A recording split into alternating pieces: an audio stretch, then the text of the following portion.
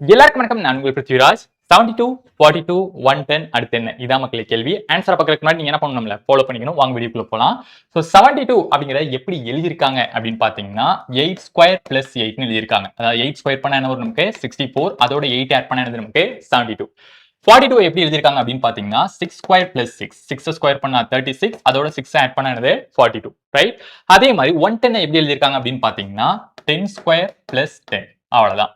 10 square பண்ணா 100, 100 plus 10 என்னது 110. சரியா?